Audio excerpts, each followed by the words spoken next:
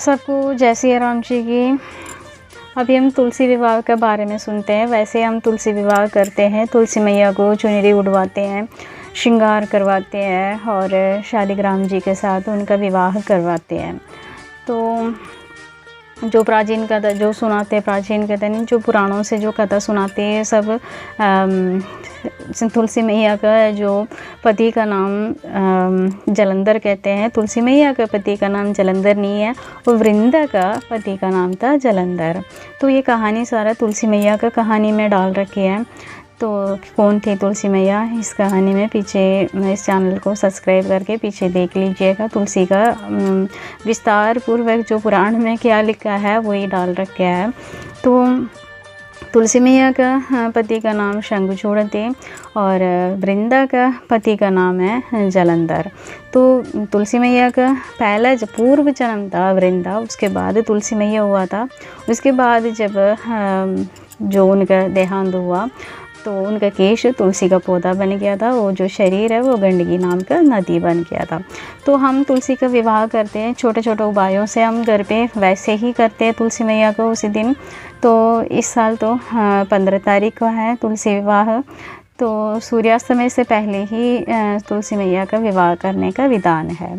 तो उसका सूर्यास्त पहले होना चाहिए।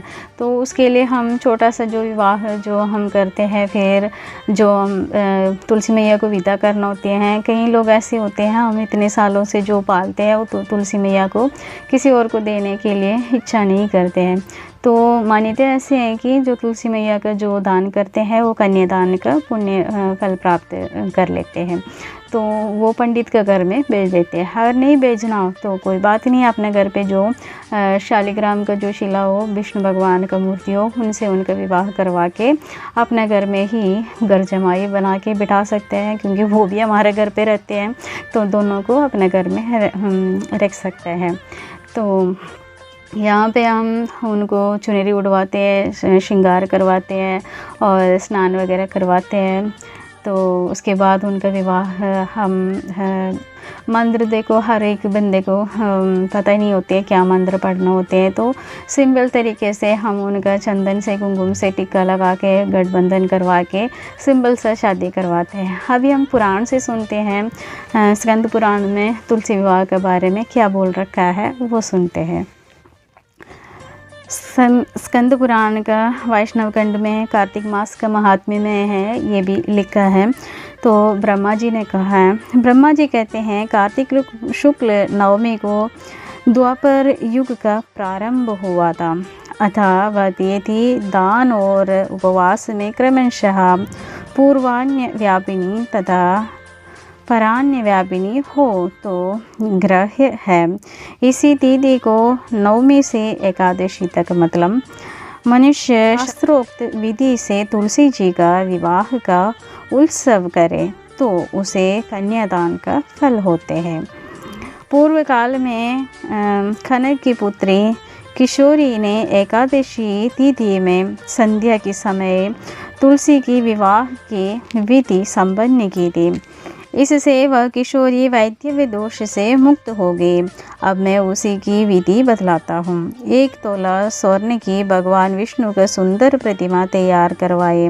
अब देखो सोना तो बहुत महंगा हो रहा है, इसलिए हम विष्णु भगवान का सोने का मूर्त नहीं बना सकते। तो जो भी मूर्त है जो मिट्टी से बनाए हो, पित्तल से बनाए हो, पंचलोह से जो बनाए हो, कोई सा भी मूर्ति ले लो, आपका भाव सर्वोत्तम है। तो उसी समय तो सोना बहुत सस्ते थे, सोने थे हमारा भारत में, इसलिए ब्रह्मा जी ने सोने का नाम ले रखा है। तो विष्णु जी का सुंदर प्रतिमा तैयार कराए अथवा अपनी शक्ति के अनुसार आधे या चौथाई तोले की ही प्रतिमा बनवा ले। फिर तुलसी और भगवान विष्णु की प्रतिमा में प्राण प्रतिष्ठा करके स्तुति आदि के द्वारा भगवान को उठावे। पुनः भगवान सोते रह रहते ना, इसलिए उठाने के बाद ही शादी करवाते हैं। तो देव उठनी एकादशी होती है, तो पहले भगवान को उठाना होती है, उसके बाद विवाह करवाते हैं। तो पुरुष सूक्त के मंत्रों द्वारा षोडशोपचार से पूजन करें। पहले देश कालों का स्मरण करके गणेश पूजन करें, फिर पुण्यान वाजन कराकर नंदी श्राद्ध करे। तत्पश्चात वेद मंत्रों के उच्चारण और बाजे आदि की ध्वनि के साथ भगवान विष्णु की प्रतिमा को तुलसी जी के निकट लाकर रखे। प्रतिमा को वस्त्रों से आच्छादित किए रहे। उस समय भगवान का इस प्रकार आवाहन करें। आगच्छ भगवान देव अर्चयिष्यामि केशव तुभ्यं दास्यामि तुलसी सर्वकामप्रदो भव। भगवान केशव आइए देव, मैं आपकी पूजा करूँगा, आपकी सेवा में तुलसी को समर्पित करूँगा। आप मेरे संपूर्ण मनोरथों को पूर्ण करें। इस प्रकार आवाहन के पश्चात 3 बार अर्घपाद्य और विष्टर का उच्चारण करके इन्हें बारी बारी से भगवान को समर्पित करें। फिर आजमनीय पद का 3 बार उच्चारण करके भगवान को आजमन कराए। इसके बाद कांसे के पात्र में दही, घी और मधु, शक्कर उसे कांसे के पात्र से ही ढककर दे तथा भगवान को अर्पण करते हुए इस प्रकार कहे, वासुदेव आपको नमस्कार है, यह मधुपर्क ग्रहण कीजिए। तदनंतर हरिद्रालेपन और अभ्यंग कार्य संपन्न करके गोधूलि वेला में तुलसी और विष्णु भगवान की पूजन पृथक पृथक करना चाहिए। दोनों को एक दूसरे के सन्मुख रखकर मंगल पाठ करें। जब भगवान सूर्य कुछ कुछ दिखाई देते हो तब कन्यादान का संकल्प करें। अपने गोत्र और प्रवर का उच्चारण करके आदि की 3 पीढ़ियों की भी आवर्तन करें। तत्पश्चात भगवान से इस प्रकार कहें, अनादि मध्य निधन त्रिलोक्य प्रतिपालक इमां गृहाणं तुलसी विवाह विधि नेश्वर पर्वती बीज संबोधां वृंद संबंधी शास्त्रियाधाम अनादि मध्य निधनां वल्लभां ते दधामह्यं। पयोगणेक्ष्य सेवाभिः कन्या ततिथा मया तुत्प्रीथायां तुलसीं तुभ्यं ददामि त्वं गृहाणं भो। आदि मध्य और अंत से रहित त्रिभुवन प्रतिपालक परमेश्वर इस तुलसी को आप विवाह की विधि से ग्रहण करें। यह पार्वती के बीज से प्रकट हुई है, वृंदा की बस में स्थित रहती है तथा आदि मध्य और अंत से शून्य है। आपको तुलसी बहुत ही प्रिय है, अतः इसे मैं आपकी सेवा में अर्पित करता हूँ। मैं जल के गढ़ों से सींच कर और अन्य प्रकार की सेवाएं करके अपनी पुत्री की भांति इसे पाला पोसा और बढ़ाया है। आपकी प्रिय तुलसी मैं आपको ही दे रहा हूँ, प्रभु आप इसे ग्रहण करें। इस प्रकार तुलसी का दान करके फिर उन दोनों तुलसी और विष्णु जी का पूजन करें।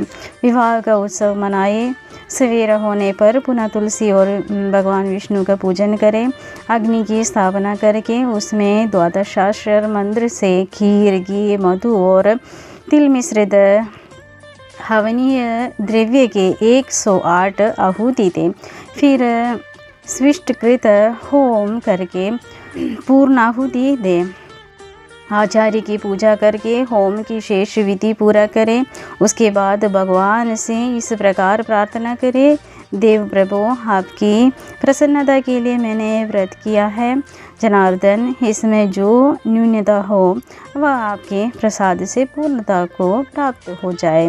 यदि द्वादशी में रेवती का चौथे चरण बीत रहा हो तो उस समय पारण ना करे।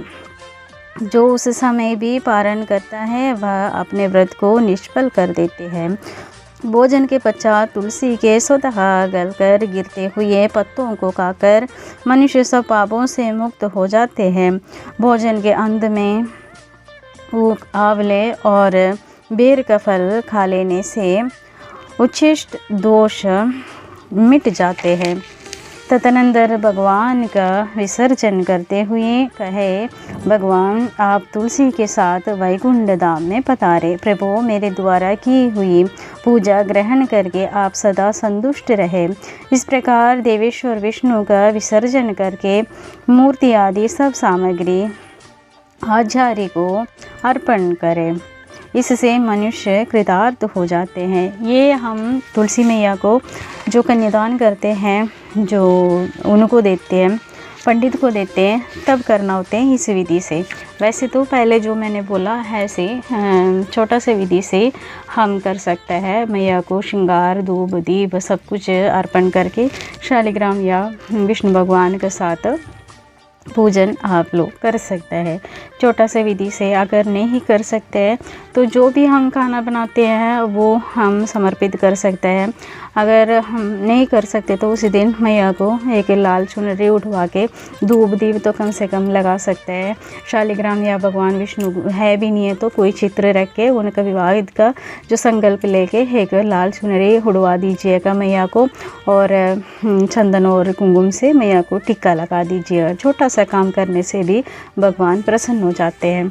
आशा करती हूँ आप लोगों को तुलसी विवाह का ये जानकारी पसंद आ गई होंगी। अगर पसंद आ गया तो लाइक और शेयर कर लीजिएगा। जो भी सब्सक्राइब नहीं किया वो लोग भी कर लीजिएगा। सबको जय श्री राम जी की। हर हर महादेव।